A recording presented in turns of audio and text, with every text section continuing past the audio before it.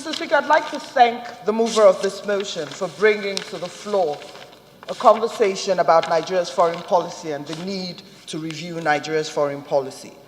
But, Mr. Speaker, sir, in speaking to this motion, I'd like to say that Nigeria's core objectives, the core objectives of Nigeria's foreign policy, are clearly enshrined in the Constitution of the Federal Republic of Nigeria. And to that end, Mr. Speaker, sir, his motion that says keeping Nigeria's core interests in the front burner are already taken care of. Mr. Speaker, let me make the point that Nigeria's foreign policy, one of the objectives of Nigeria's foreign policy is promotion of and protection of national interest as enshrined in our Constitution. But, Mr. Speaker, sir, aside from that, a just world order, international global peace, Nigeria, Africa as the centerpiece of Nigeria's foreign policy as enshrined in the Constitution, I make the point, Mr. Speaker, sir, that over 32 years ago, and he made that point as well, that there was an attempt, a review of Nigeria's foreign policy, and that since then there has not been a whole-scale review of Nigeria's foreign policy. But, Mr. Speaker, in the time between then and now, I must say that there have been several conversations about looking at Nigeria's foreign policy, the discharge of Nigeria's foreign policy, the tools of Nigeria's foreign policy, and the institutional strength of that foreign policy. Of course, we may say that Africa as the centerpiece of our foreign policy at the time was pertinent.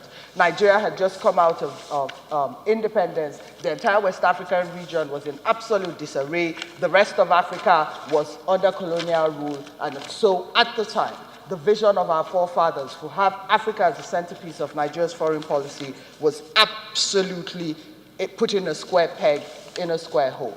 Moving forward from that time, I must admit that several things have happened that have made the world a totally different place from where it was.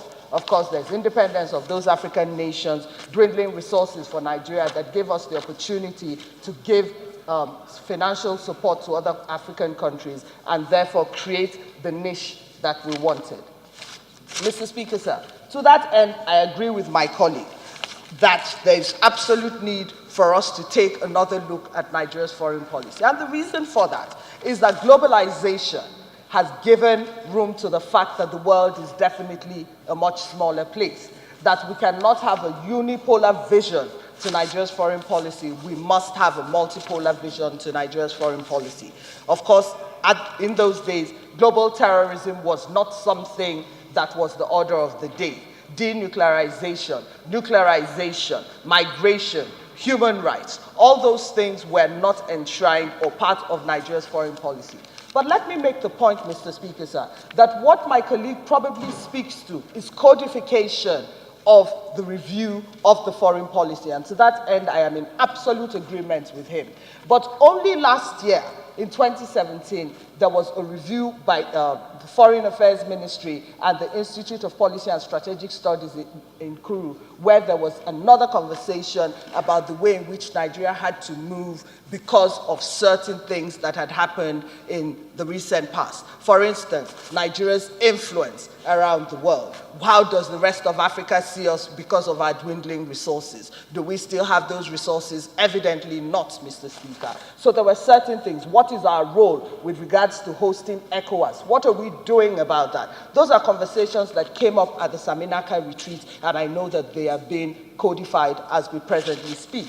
Of course, the Ministry of Foreign Affairs only last month had another inaugural lecture where the Vice President was in attendance. And the issues that were brought to the front burner were issues on migration, issues on human rights, issues on climate change, issues on economy, and so on and so forth. So, Mr. Speaker, sir, there have been several attempts at doing that. But I'm very, very glad that in the same way that we have a climate change policy and a gender policy that of course nobody listens to, we're looking for a foreign policy that is codified in such a way that does not give us the elbow room for policy flip-flops on all sorts of international issues. So to that end, Mr. Speaker, sir, I do support the motion, but only as I clarify that to say that in 32 years, nobody has said anything about a review of Nigeria's foreign policy. Chief Ojo Madueke came up with citizen diplomacy.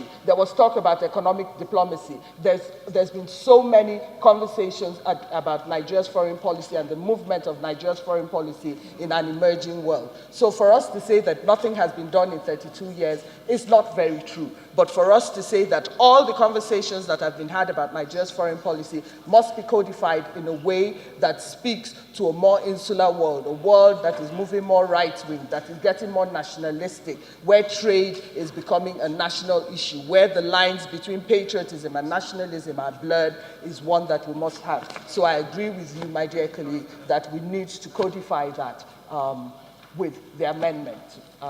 Thank you very much.